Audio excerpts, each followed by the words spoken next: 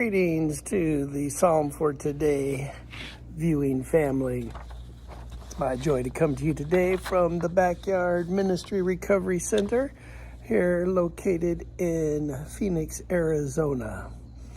We are considering Psalm 67 in relationship to Psalms that support Jesus' command to go into all the world and make disciples of all nations.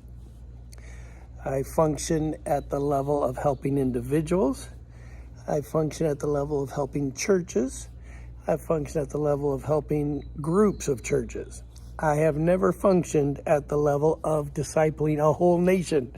That's like, wow. But that is the command that our Lord has given us, to disciple the nations. Now, discipling nations could come from the top down. You could disciple presidents and kings and have it trickle down. I've never met a president. I have met a king, but I've never discipled a president or a king. Another way to make disciples of the nations is to go from a grassroots movement, say from the bottom up, so to speak. And that's an opportunity that we have. And making individual disciples of Jesus, I think, is a beautiful, beautiful deal. Day by day, I'm wearing my Yeshiva for Globally Engaged Disciples hat to remind us of the importance of residential training. A yeshiva tends to be a residential training. I think most yeshivas are 12, 13, 14, 15, 16-year-olds. But for me, yeshiva is being in a relationship in a residential setting for a season to fine-tune and sharpen the work of God in our lives, that we might be more effective in touching the nations. Pastor Judah, I almost said Judah Smith, Pastor Judah Kessler and I are considering a first curve ministry. The ministry I'm leading now is called Second Curve Coaching. I'm specifically targeting people who've completed their first curve or their first life trajectory, and encouraging that a new life trajectory includes the transmission or the handoff of their skill set to people who experience poverty but need to learn that skill set. If you're a welder and you've had a great career, I would love to help you meet Christian welders around the world who need to learn from you. I think Warren Brown has a master's degree in welding. Amazing. If you are a doctor, I hope to help you transmit your doctoral skills to the people in the world who want those doctoral skills, but they have no access. I've been thinking really about the responsibility of access. The responsibility of making the most of the things to which God has given us access. You have an access to the library, maybe, to make the most of your access to the library on behalf of those who do not have access to the library. For example, on Memorial Day recently here in the United States, I grilled, didn't do good. I made a brisket. And I have a grill that was given to me, and it's an entry-level grill. And I got it too hot, so the brisket came out overdone and under tender. It wasn't very tender, right? But I decided that part of the grilling experience, or they call it a barbecue pit, part of the BBQ pit experience for me was a responsibility to do this, because my good friend David Brown is in the hospital following a stroke and surgery, and he is not able to do that for himself. He's not able to go out and grill. So have the responsibility to do so on behalf of those who don't have the opportunity to do so. May God be gracious to us and bless us and make his face shine on us. Psalm 67. Lord, just pour out your blessing on me. I want the biggest blessing you have. I'll take a shovel full of blessing. I will take an airplane full of blessing. I will take a cargo ship full of blessing, I will take all the blessings and all the face shining on me that you have. Why? So that your ways may be known on earth. So that your ways may be known on earth.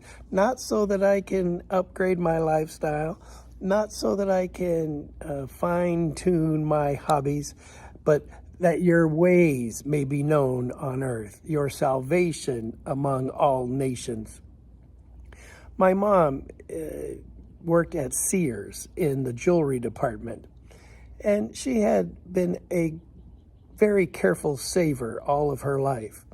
She never had a lot of money, but she had enough money to quit, and with Social Security, she didn't need to work at Sears. I said, Mom, you're working hard at Sears and jewelry, and I think it'd be a great time for you to stop working at Sears.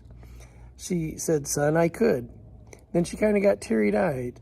But it's my money that I earn at Sears that I have to support the missionaries around the world, like Daryl and Diane Wood. It was a deeply moving moment for me to hear my mom saying, God, be gracious to me, make your face shine upon me, bless me as I go to work at jewelry department at Sears so that I can help someone make your name known amongst the nations. Fantastic. Well, this is verses 1 and 2 of Psalm 67. Notice that positive effects of evangelism and mission. Right now, there's a huge pressure against colonialism, and I remember I went to a Christian school for my master's degree, Azusa Pacific University, and I was talking in cross-cultural class about taking myself to Burkina Faso and sharing Jesus there. And the professor kind of stomped her foot and closed her book and said, what makes you think West Africa needs a white Jesus? There was a strong, by the way, this was a Christian, quote unquote, university.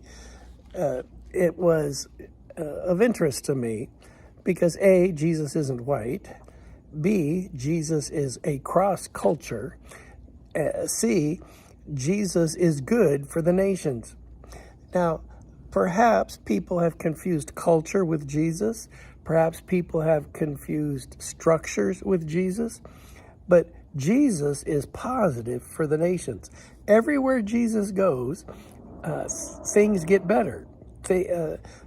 Jesus never went to a funeral because every funeral he went to, the deceased came back to life. I think where Jesus goes, you have better schools. Where Jesus goes, you have better, lower crime rates. Where Jesus goes, you have hungry that are fed. Everywhere Jesus goes is good. So don't buy this stay home thing, you're bad for the nations baloney. Verse 3, why do we go to these nations and why do we ask that God's salvation will be among the nations? The people will praise you. How positive is that? Good, solid, biblical ministry results in people praising God among the nations. Verse 4, may the nations be glad and sing for joy.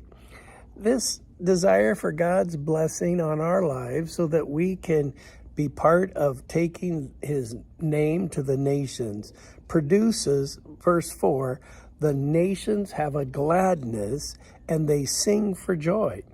May God help us to not be in a political party. May God help us not to be rooted in bias and opinions, but help us to say, where Jesus goes, through us, nations can be glad and nations can sing for joy. What's that song? I sing for joy at the work of your hands. May the nations be glad.